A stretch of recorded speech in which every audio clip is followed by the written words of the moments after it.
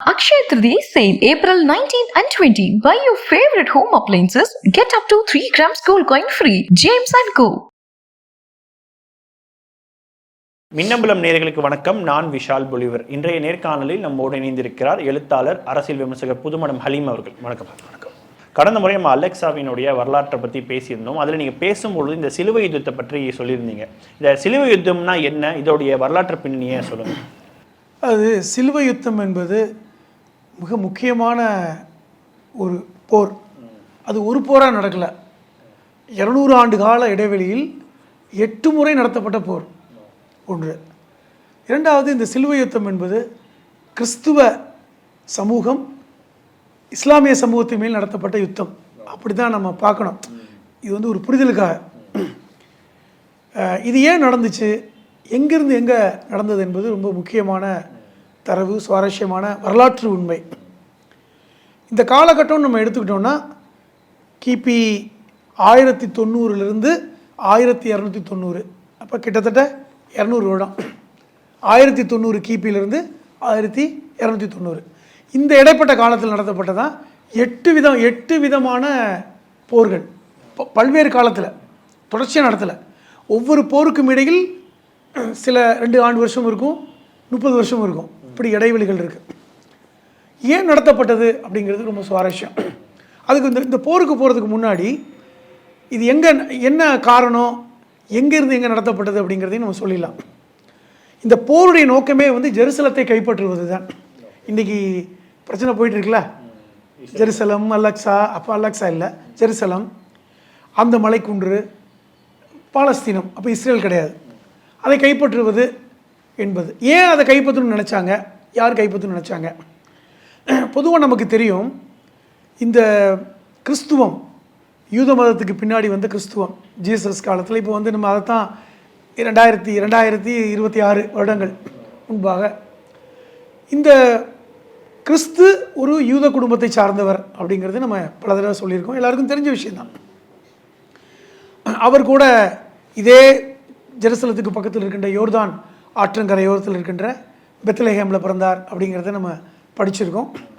அந்த பகுதியில் தான் அவர், அந்த ஆற்றங்கரையோரத்தில் தான் அவர் வளர்ந்தார். அந்த காலகட்டத்தில் அந்த தேசம் என்பது கிரேக்கர்களுடைய இதாக இருந்தது, அடிமையாக இருந்த தேசம்.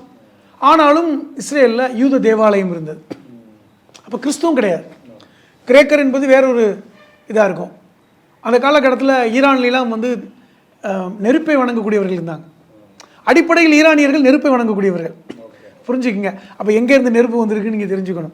அப்போ அந்த ஹிப்ரு மொழி தான் பேசப்பட்டது. தமிழில் எப்ரேயம் சொல்லுவாங்க, ஹிப்ரு. இந்த ஹிப்ரு என்பது ஒரு மொழி குடும்பம். அது வந்து அந்த எந்த மொழி குடும்பம் என்றால் ஹிப்ரு, அரபிக், செமிட்ரி மொழி குடும்பம்.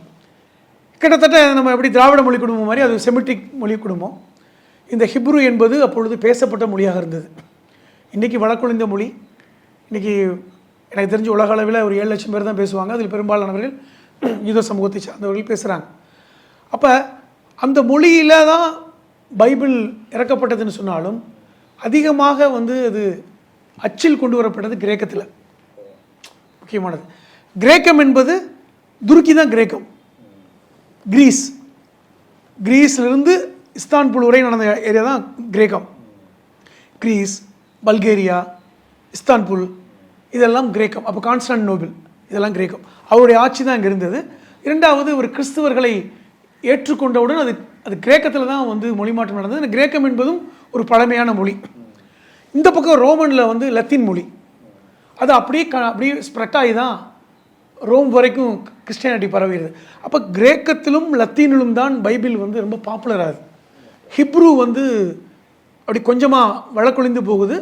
கிரேக்கமும் லத்தீனும் பெரிய அளவில், நம்ம ஊரில் சான்ஸ்கிரிட் மாதிரி ஹிப்ருவை சொல்லலாம். இப்போ இந்த காலகட்டத்தில் ஐரோப்பாவில் கிறிஸ்துவம் பரவி இருக்கு.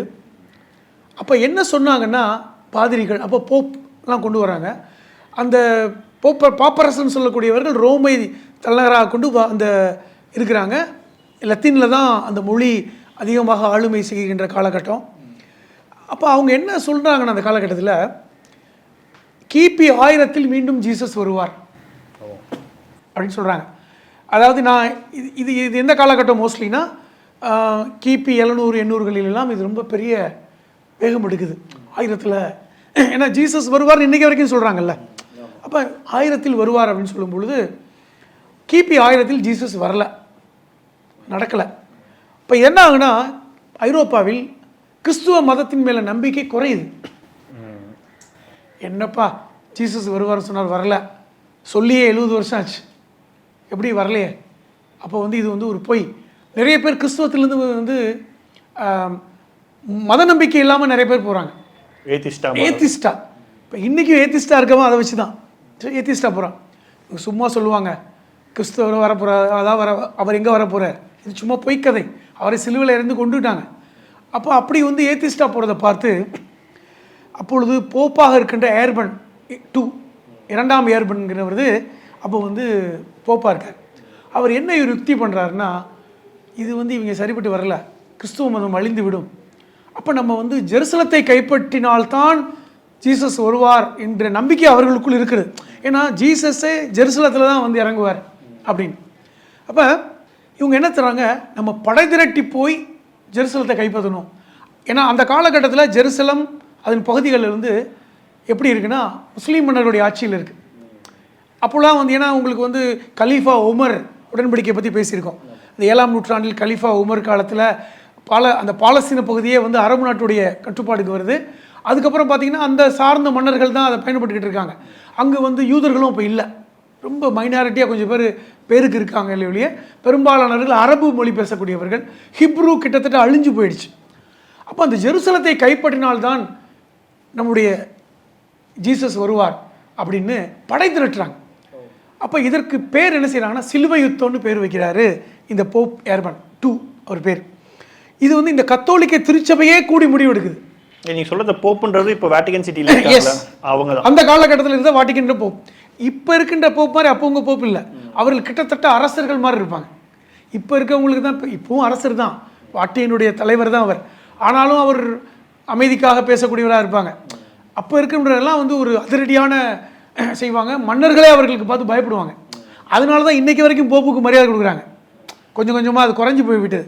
ஏன்னா அதுக்கப்புறம் இதை பற்றி பேசின சர்ச் ஆஃப் இங்கிலாண்டை பற்றி பேசினா அது இன்னொரு பெரிய கதை. ஏன் ப்ரொட்டஸ்டன்ட் எப்படி வந்தாங்க, போப்புக்கு எதிராக வந்தவங்க தான் ப்ரொட்டஸ்டன்ட், அது வேறு கதை. அப்போ இப்படி ஒரு சூழலில் ஒரு பெரிய படை திரட்டுறார். கிட்டத்தட்ட 2 லட்சம் வீரர்கள் திரள்றாங்க. எங்கேருந்து? ரோம்லேருந்து அப்படியே உள்ளே வர்றாங்க, கிரேக்கத்துக்குள்ளே வர்றாங்க. இஸ்தான்புல் வழியாக தான் வந்தாகணும். இஸ்தான்புல் வந்தால், இஸ்தான்புல் அப்பொழுது கிரேக்க நாடு. இஸ்தான்புல்லிருந்து எங்கே உள்ளே வரணும்னா இதுக்கு சிரியாவுக்கு முன்னாடி இருக்கின்ற அந்த லெபனானுக்குள்ளே வரணும். லெபனானும் துருக்கிக்கு நடுவில் ஒரு சின்ன கடல் இருக்குது, ஒரு துறைமுகம் இருக்குது. அந்த இடத்துக்கு பேர் திரிப்போலி, அந்த இடத்துக்கு சிட்டிக்கு பேர். அது ஒரு போர்ட். அதை கடந்து வந்தால் தான் உள்ளே வர முடியும். வர்றாங்க. இவங்க இவ்வளோ பேர் வருவாங்கன்னு இந்த மன்னருக்கு தெரியல. அப்போ ஒரு மன்னர் ஆட்சி பண்ணுறார். அப்போ அந்த காலகட்டத்தில் அந்த ஏரியாவை ஆட்சி பண்ணுறவர்கள் அப்பாசிய கலீபகம். இப்போ நீங்கள் படிச்சிருக்கோம், அப்பாசிய கலீபகம், உதுமானிய கலீபகம், அவங்களாம் நிறையா வருஷங்கள் ஆட்சி பண்ணாங்க. இந்த அப்பாசிய கலீபகம் தலைநகரம் எங்கே இருக்குன்னா ஈராக்கில் இருக்கின்ற பக்தாத். நம்ம சின்ன வயசில் படிச்சிருக்கோம் பக்தாதுடைய 1001 இரவுகள். கலீஃபா ஹாரூன் ரஷீத் அவரெல்லாம் புகழ்பெற்ற ஒரு மன்னர். அவங்களாம் அப்பாசிய கலீஃபகம். அந்த அப்பாசிய கலீஃபகத்துடைய ஒரு குறுநில இடமா தான் அந்த திரிப்போலி இருக்குது. அப்போ அவங்கெல்லாம் சின்ன படையை வச்சுட்டு இருக்காங்க, யாரும் பெரிய அளவில் வரப்போகிறது இல்லைன்னு. 2 லட்சம் போர் வீரர்கள் இறங்குறாங்க. பெரிய கான்டாக்ட் இருக்காதுல்ல, அடிச்சு நொறுக்கி உள்ளே லெபனானை பிடிக்கிறாங்க, சிரியாவை அடிக்கிறாங்க. உள்ளே அந்த லிட்டனார் வழியாக இஸ்ரேலை பிடிச்சிடறாங்க. அடித்து ஒடிச்சு அந்த பகுதியை முழுமையாக கைப்பற்றுறாங்க. அங்கே இருக்கின்ற அரபு பேசுகின்ற மக்களை எல்லாம் அடித்து கழுவேற்றுறாங்க. கிட்டத்தட்ட ஒரு 10,000 பேர் கொல்லப்படுறாங்க. பெரிய ரத்த ஆறே ஓடுது. இது வரலாற்றில் பதிவு பண்ணப்பட்டது. அப்போ ஒரு ரத்த ஆறே ஓடுது. அப்போ இது ஜெருசலத்தை பிடிக்கிறாங்க. ஜெருசலத்தை பிடித்து அப்பொழுது இருக்கின்ற அந்த எனக்கு ஃபுல்லாக முழுக்க கிறிஸ்துவர்கள் தான், யூதர்கள் குறைவு. அப்பொழுதும் பெரிய அளவில் யூதர்கள் கிடையாது. இவர்கள் என்ன பிடிக்கிறாங்கன்னா, ஜெருசலத்தை பிடித்து விட்டால் நம்முடைய மேசியா வருவார், நம்மளுடைய ஜீசஸ் இறங்குவார், ஜெருசலம் ரொம்ப முக்கியமானது, பெத்லஹேம் முக்கியமானது. என்ன சொல்கிறாங்கன்னா, பெத்லஹேம் நம்முடைய கட்டுப்பாட்டில் இருக்க வேண்டும் அப்படின்னு அங்கே பிரச்சாரம் செய்யப்பட்டது. முக்கியமாக இந்த சிலுவை வீரர்கள் 2 லட்சம் பேர் எப்படி திரண்டாங்கன்னா, வெறும் மத நம்பிக்கை மட்டும் இல்லை, நீங்கள் சிலுவை வீரர்களாக பதிவு பண்ணிவிட்டால் உங்களுக்கு டாக்ஸ் கிடையாது. உங்களுக்கு வந்து நீங்கள் வந்து கத்தி வச்சு யாரை வேணாலும் வெட்டலாம், நீங்கள் என்ன வேணாலும் செய்யலாம், உங்களுக்கு வந்து ஃப்ரீடம். ஏன்னா இவர்கள்லாம் தியாகிகள், சிலுவை வீரர்களாக வந்துட்டாங்கன்னா அவங்க அந்த மாதிரி. ஸோ அவங்க தயார்படுத்தினதே 1 வருஷம் 1.5 வருஷம் தயார்படுத்தினாங்க சிலுவை வீரர்களாக. அப்படியே வர்றாங்க, ஆண் பெண் எல்லாம் கலந்து வர்றாங்க. இதில் ஒரு கேள்வி என்னன்னா, இப்போ அவங்களுடைய நோக்கம் வந்து இன்றைய இஸ்ரேல்னு சொல்லுவாங்க இல்லையா, அதை ஃபுல்லா கைப்பற்றதா இல்ல இந்த பெத்லஹேம் அந்த ஜெருசலம் இந்த 2 பகுதியை இல்ல அந்த பகுதியில் இஸ்ரேல்னு அப்ப கிடையாது. இல்ல நான் சொல்றது இப்ப இருக்கக்கூடிய இதுல மேப் படி உதாரணம், நீங்க லெபனானை விட்டு வந்துட்டீங்கன்னா திரிப்போலிங்கிறது பெய்ரூத் எல்லாம் சிரியாவோட இருக்கு. அப்ப சிரியா லெபனான் எல்லாம் ஒரு பகுதி தானே, ஒரு நாடு கிடையாது. அதை தாண்டி உள்ள வந்துட்டா ரஹான்னு ஒரு பிளேஸ் இருக்கு. அதை தாண்டிட்டனாவே பாலஸ்தீனம் தான், அந்த லிட்டன் ஆறு. இன்னைக்கு இருக்கின்ற அந்த ஒரு பகுதி இஸ்ரேலின் ஒரு பகுதி கிட்டத்தட்ட ஹைப்பா, நம்ம இன்னைக்கு இருக்கிற ஹைப்பா நகரம் இருக்குல்ல, இஸ்ரேலுடைய தொழில் நகரம், அந்த ஹைப்பா அப்பொழுதும் ஹைப்பான்னு பேர்ல தான் இருந்துச்சு. அந்த பகுதியில் வந்துட்டாங்கன்னா அதுக்கப்புறம் முழுக்க இப்போ வந்து வெஸ்ட் பேங்கு, ஜெருசலம். அப்போ இஸ்ரேல்னா பாலஸ்தீனாவே ஜெருசலம் தான், ஒட்டுமொத்த பாலஸ்தீனம். உங்களுக்கு ஜெருசலம், அதை தாண்டி ஹெரிக்கோல தான் வந்து தூதர் இப்ராஹிமுடைய அடக்கஸ்தலம் இருக்கிறது, அப்புறம் மோசஸுடைய அடக்கத்தலம் இருக்கிறது, அந்த காசா, இந்த பகுதிகள் எல்லாத்தையுமே பிடிக்கிறாங்க. ஆனால் மெயினாக அவங்களுக்கு ஜெருசலம், அது ஜெருசலத்தை கைப்பற்றுறாங்க. அன்னைக்கு வந்து தலைநகரம் ஜெருசலம் தான். உங்களுக்கு அந்த பகுதி பாலஸ்தீனத்துடைய பகுதியுடைய தலைநகரம் ஜெருசலம் தான். அப்போ அந்த ஜெருசலத்தை பிடிச்சி அவங்க ஆட்சி பண்ணுறாங்க. கிட்டத்தட்ட 20 ஆண்டுகள் ஆட்சி பண்ணுறாங்க. அதுக்கப்புறம் என்ன ஆச்சுன்னா, இந்த அடிப்பட்ட மன்னர்கள்லாம், அரபு மன்னர்கள்லாம் என்ன செய்கிறாங்க, ஈராக் பக்கம் ஓடுறாங்க, சிரியாவில் ஒரு பகுதியில் ஓடுறாங்க. அப்போ அதுக்கப்புறம் என்ன ஆகுனா, உங்களுக்கு தெரியும் வரலாற்றில் தோற்று போனவன் திருப்பி படையெடுப்பான். அப்படி தான் மீண்டும் வந்து படையெடுத்து பெரிய யுத்தம் நடத்தி இவங்களை விரட்டுறாங்க. ஸோ இது நடந்து என்ன ஆனால் இவங்க திருப்பி அனுப்பப்படுறாங்க. ஏன்னா 20 வருஷமும் என்ன செய்கிறாங்க, சுகபோக வாழ்க்கையை வாழ ஆரம்பிச்சிடுறாங்க. நம்ம தான் ஜெயிச்சிட்டோம், சுகபோகமான வாழ்க்கை அப்படின்றாங்க. அவன் திருப்பி வந்து அடித்த உடனே இவங்க எல்லாம் நினச்சிறாங்க, திருப்பி ஓடி போயிடுறாங்க. அதுக்கப்புறம் கிட்டத்தட்ட ஒரு நீண்ட நெடிய கிட்டத்தட்ட ஒரு 1114 வரை திருப்பி அவங்க போர் நடக்கல, போயிட்டாங்க. மறுபடியும் வந்து பாலஸ்தீனத்தில் அரபு மன்னர்களுடைய ஆட்சி நடக்குது. அப்போ ஏன் இது யார் அடிக்கிறாங்கன்னா, மன்னர் நூர்தீன் ஒருத்தர் இருக்கார். அவர் பேர் வந்து நூர்தீன் சன்கி. அவர் எங்கே இருந்து தலைநகராக ஆட்சி பண்ணுறாருன்னா, இதே அலப்போவை தலைநகராக வச்சு தான் ஆட்சி பண்ணுறாரு. லெபனானில் அலப்போங்கிற நகரத்தை வச்சு. அப்போ வந்து சிரியாவும் லெபனான்லாம் ஒரே நாடு தான் ஆட்சி பண்ணுறாரு. அவருடைய படைகள் தான் அவங்களை அடித்து துரத்துறாங்க. இவருடைய ஆட்சி காலத்தில் மீண்டும் 1914 சிலுவை வீரர்கள் திரள்றாங்க. நான் ஏற்கனவே இதை சொல்லியிருக்கேன். இந்த சிலுவை யுத்தம் என்பது இந்த 200 ஆண்டு காலத்தில் 8 முறை நடத்தப்பட்ட யுத்தம். 8 முறை. இன்னும் சொல்லப்போனால் அந்த காலகட்டம் என்பது நம்ம தமிழ்நாட்டுடைய நீங்கள் ஒப்பிட்டு பார்த்தீங்கன்னா பிற்கால சோழர்களுடைய காலம். நீங்கள் பிற்கால சோழர்கள்னால் யார்? ராஜராஜன், ராஜேந்திரன், குலோத்துங்கன். இப்போ இந்த காலம் நம்ம ஏற்கனவே படிச்சிருக்கோம். கிபி 850 1281 வரை பிற்கால சோழருடைய ஆட்சி. தஞ்சை பிரகதீஸ்வரர் கோயிலை கட்டினது, பிரம்மாண்டமான சோழர் ஆட்சி. அதாவது வங்காள விரிகுடாவை தன் நிகத்தை கொண்டு போனது, கங்கை சோழபுரத்தை அமைத்தது, மலேசியா, இந்தோனேஷியாவையெல்லாம் வந்து ஆட்சி பண்ணது. மிக பறந்துபட்ட ஒரு ஆட்சி. அதே காலகட்டத்தில் இப்படி ஒரு நிலை அங்கே இருக்குது. இங்கே 2 பேருக்கும் தொடர்பே கிடையாது. உலகத்தில் ஒரு பகுதியில் இப்படி ஒரு ஆட்சி நடக்குது, ஒரு பகுதியில் ஒரு சிலுவை யுத்தங்கள் நடந்துகிட்டு இருக்கு. இதைத்தான் நான் ஒப்பிடுறேன். அப்போ 2வது சிலுவை யுத்தம் இது மாதிரி திரள்றாங்க. இப்போ வந்து நூர்தீன்கிற மன்னர் ஒரு ஆட்சி பண்ணுறாரு. அலப்போவை தலைநகராக கொண்டு தான் ஆட்சி பண்ணுறாரு. அப்பொழுது போப்பாக இருக்கின்ற டியூஜீனியஸ், அப்போ வந்து போப் வந்து பேர் வந்து டியூஜீனியஸ், அவர் என்ன பண்ணுறாரு, தோத்துட்டு வந்துட்டாங்க, மறுபடியும் வந்து மதத்துடைய வீரியம் குறையுது, எல்லாருமே வந்து ஏத்திஸ்டாக மாறுறானுங்க. ஏன் இந்த ஏத்திஸ்டாக மாறுறாங்கன்னு மறுபடியும் சொல்கிறேன்னா, பிற்காலத்தில் இந்த ஏத்திஸ்டுகள் தான் யூதர்களாக இன்றைக்கி கன்வெர்ட் ஆகிருக்காங்க. அவர்களுக்கு மத நம்பிக்கை கிடையாது, அவர்கள் வெள்ளை யூதர்கள். ஆனால் யூத மதத்தில் அடிப்படையில் பை பாண்டில் யூதர் கிடையாது, பிறப்பின் அடிப்படையில் யூதர்கள் கிடையாது. ஆனால் இன்றைக்கி இருக்கின்ற ஜியோனிஸ்டுகள் எல்லோருமே வந்து வெள்ளை யூதர்கள் தான், கன்வெர்டட். அவங்கள பற்றி நம்ம பேசணும். ஜியோனிஸ்டுகள் வேறு, உண்மையான யூதர்கள் வேறு. அப்போ இது மாதிரி போயிடக்கூடாது, நிறைய பேர் மத நம்பிக்கை இல்லாமல் போயிட்டுருக்கான் அப்படிங்கிறதுக்காக இந்த டியூஜீனியஸ் என்ன என்று சொல்லக்கூடிய இந்த போப் இவர் என்ன பண்ணுறாரு, இனி சும்மா விடக்கூடாது, இது நம்ம தடவை போனோம், 20 வருஷம் ஆட்சி பண்ணோம், ஆனால் அதுக்குள்ளே அவங்க மன்னர் நூர்தீனுடைய ஆட்சி வீழ்த்தப்பட்டு வந்துட்டோம் அப்படின்னு சொல்லிட்டு பிரான்ஸுடைய மன்னர் 7ஆம் லூயிஸோட பேசுகிறார். அப்பொழுது போப்புகளுக்கு ரொம்ப ஆதரவாக இருந்த மன்னர்கள் பிரெஞ்சு மன்னர்கள் தான், இங்கிலாந்து மன்னர்கள் இல்லை. எப்பொழுதுமே இங்கிலாந்து மன்னர்கள் போப்போட முரண்டுபட்டிருக்காங்க. இப்போ அந்த பிரெஞ்சு மன்னர்கள் எப்பொழுதுமே வந்து ஆதரவு. அந்த லூயிஸ் 7, 7ஆம் லூயிஸ் அவர் என்ன பண்ணுறாரு, ஏன் தலைமையிலே போயிடுவோம், முன்னாடி போனீங்க, ஒரு போப் தலைமையில் போனீங்க, முதல் சிலுவை யுத்தம் நடந்த யாரோட தலைமையில் அந்த ஏர்பன் 2 நேரடியாக வந்தார், இப்போ நானே வர்றேன் அப்படின்னு சொல்லிட்டு மிகப்பெரிய படையை திரட்டுவோம் அப்படின்னு சொல்லிட்டு பக்கத்தில் இருக்கிற ஜெர்மனியோட பேசுகிறாங்க. ஜெர்மனி, பிரான்ஸு, இத்தாலி எல்லாம் சேர்ந்த ஒரு படையை திரட்டுறாங்க. சிலுவை வீரர்கள் 9 லட்சம் பேர். கிட்டத்தட்ட கிபி 1114 9 லட்சம் பேர் திரண்ட ஒரு படை யாருடைய தலைமையில், லூயிஸ் 7 தலைமையில் திரண்டு போகிறாங்க. மிகப்பெரிய படை. ஆனால் நல்லா கவனிங்க, முதல் படை 2 லட்சம் பேர் போனான், வெற்றி பெற்றான். ஏன்னா அவன் வருவான்னு சொல்லி அவன் எதிர்பார்க்கல. ஏன்னா அன்எக்ஸ்பெக்டட், சரியான மன்னர் இல்லை, தோற்று போனான், அடிப்பட்டான், 10,000 பேருக்கு மேலே கொல்லப்பட்டாங்க. சரியான சரிவு அங்கே இருக்கிற மக்களுக்கு, தோல்வி. ஆனால் இப்போ என்னென்னா மன்னர் நூர்தீன் இவன் அடித்து போனாலும் திருப்பி வருவான் என்று ஒரு எதிர்பார்த்துட்டே உட்கார்றார். எப்படினாலும் வருவான், இந்த வருஷம் வருவான், அடுத்த வருஷம் வருவான். அவர் நினைத்தது போல ஒரு பெரிய படை வருது. 9 லட்சம் பேர் இதே போல் கடந்து வர்றாங்க. இந்த மன்னர் நூர்தீன் அவருக்கு ஒரு தளபதி இருந்தார், அவர் பேர் ஷிர்கோ. அவருக்கு ஷிர்கோனா பெரிய போர் வீரர். அவர் எங்கே ஆட்சி பண்ணுறாருன்னா எகிப்து பகுதியை முழுவதும் ஆட்சி பண்ணுறார். அவருக்கு இந்த சிலுவை வீரர்கள் எந்த வழி வருவாங்களோ அந்த பகுதியை பூரா ஆட்சி பண்ண கொடுக்குறார். திறமையான வீரர்கள் அவர்கள், அடிப்படையில் ஈராக்கியர்கள் மெசபடோமியா சார்ந்தவர்கள், கலாச்சார ரீதியாக ஸ்ட்ராங்கானவர்கள். அந்த ஒரு படை இருக்கிறது. இந்த படை இந்த சிலுவை யுத்த வீரர்களை எதிர்பார்த்து காத்திருக்குது. இவர்களுக்கு கொடுத்த வேலையை ஒன்றும் இல்லை, அவன் எப்போ வந்தாலும் அடி, இதுக்காகவே காலங்காலமாக காத்துட்ருக்கான். நினச்சது மாதிரியே வர்றாங்க. 1187 வர்றான்.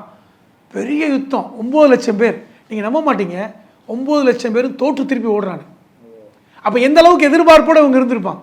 மிகப்பெரிய யுத்தம், சொல்லப்போனால் மிகப்பெரிய தோல்வியை சிலுவை யுத்த வீரர்கள் அடைகிறாங்க. அந்த ஜெர்மனியோட மன்னர் கொல்லப்படுறார். 7ஆம் லூயிஸ் வந்து திருப்பி ஓடுறார். இந்த தோல்வி மிகப்பெரிய தோல்வியை அவர்களுக்கு கொடுக்கிறது. இப்போ இது என்ன நிலைமைக்கு போகுதுன்னா, ஒரு விஷயத்தை வந்து சிலுவை வீரர்கள் உணர்றாங்க. என்னன்னா, நம்ம எகிப்தை கைப்பற்றாமல் நம்ம ஜெருசலத்தை கைப்பற்ற முடியாது அப்படின்னு. இனிமேல் வந்து இது வந்து ஒரு பெரிய பிரஸ்டீஜ் இஷ்யூவாக மாறுது. துருக்கியை கிரேக்கர்கள் ஆட்சி பண்ணுறாங்க, அங்கே லத்தீன் பீப்புள். ஆனாலும் இந்த இவர்களுக்கு அடங்கித்தான் ஐரோப்பிய மன்னர்கள் இருக்காங்க. குறிப்பாக பிரெஞ்சு மன்னர் இருக்கார், இங்கிலாண்டில் உள்ள ஒரு மன்னர் இருக்கார், ஜெர்மனியா, எல்லாமே கிறிஸ்டியானிட்டி பெரிய இருக்கிறது. அப்போ இந்த பகுதியை நம்ம கையகப்படுத்தணும் என்பது மத ரீதியாக நமக்கு முக்கியத்துவத்தை கொடுக்கும் அப்படிங்கிறத போப் திருப்பி பிரச்சாரம் பண்ணுறாங்க. இது வந்து நம்ம வந்து இதை ஒருத்தரை குறைத்து மதிப்பிடவோ ஒருத்தரை கூட்டி மதிப்பிடவோ சொல்லலை. ஃபேக்ட் என்னென்னா, இவர்கள் ஜெருசலம் நம்முடைய கட்டுப்பாட்டில் இருக்கணும் என்று ஐரோப்பிய நாடுகள் நினைப்பதற்கான காரணம் ஜீசஸ் அங்கு தான் வருவார். இப்போ இன்றைக்கு வரைக்கும் நீங்கள் ஒப்பிட்டு பாருங்கள், இன்றைக்கு வரைக்கும் கிறிஸ்துவர்களை யூதர்கள் நம்புறதே இல்லை, அன்னைக்கும் நம்பலை. ஆனாலும் யூதர்களுக்கு ஏன் கிறிஸ்துவ நாடுகள் உதவி பண்ணுறாங்க? ஜெருசலம் நம்ம கண்ட்ரோலில் இருக்கணும், மத நம்பிக்கையோட கனெக்ட் பண்ணுறாங்க. இப்போ ஜெருசலம் நம்ம கட்டுப்பாட்டில் இருந்தால்தான் அந்த ஈராக் பகுதியில், ஜெருசலம் பகுதியில், அந்த பகுதியில் தான் கண்டிப்பாக ஏதோ ஒரு இடத்துல ஜீசஸ் வர்றாரு அப்படின்னு கிறிஸ்துவம் நம்புது இல்லையா? அப்போ அந்த நம்பிக்கையின் அடிப்படையில் தான் திருப்பி வந்து யூதர்களுக்கு விரும்பினாலும் விரும்பாவிட்டாலும் இது கொடுக்குறாங்க. சொல்லப்போனால் இஸ்ரேலுக்கு போனால் தெரியும், யூதர்கள் வந்து கிறிஸ்துவ ஏதாவது ஒரு நிகழ்ச்சி நடந்தால் காரி உமிழ்ந்து விட்டு போவாங்க. இது நிறைய வீடியோ பார்த்துருக்கோம். ஏன்னா அவங்களுக்கு அது மேலே நம்பிக்கை கிடையாது.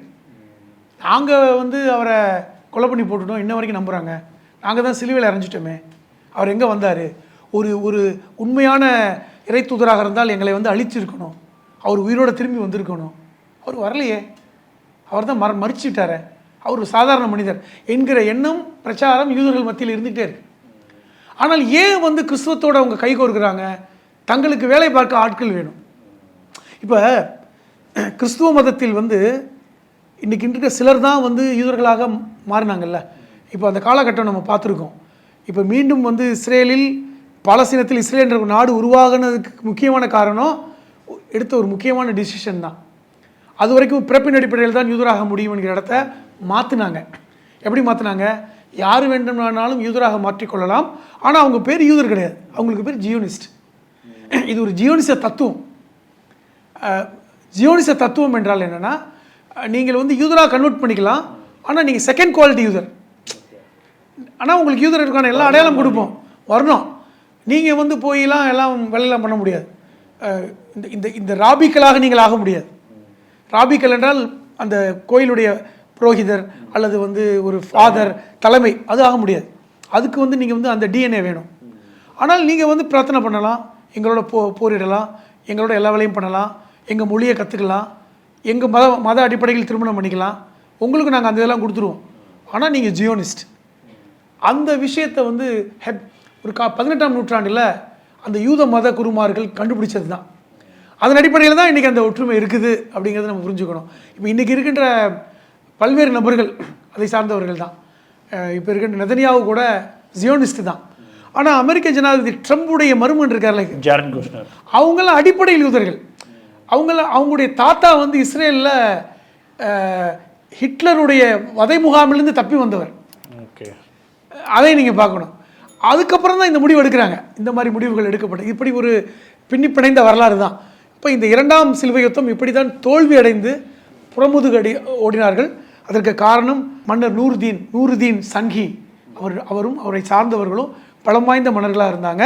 அவருடைய தளபதியாக இருந்த சிர்கோ அவர் முக்கியமான நபராக விரட்டி அடித்தார்கள் என்கிற இந்த செய்தி தான் முக்கியமானது. நிச்சயமாக வரக்கூடிய நாட்களில் அடுத்தடுத்த சிலுவை யுத்தத்தை பற்றி நிறைய நம்ம உரையாடுவோம். உங்கள் நேரத்துக்கும் கருத்து பெருக்கும் மிக்க நன்றி. Akshaya Tritiya sale April 19 and 20. Buy your favorite home appliances. Get up to 3 grams gold coin free. James & Co. மின்னம்பலம்.com தமிழின் முதல் மொபைல் பத்திரிகை.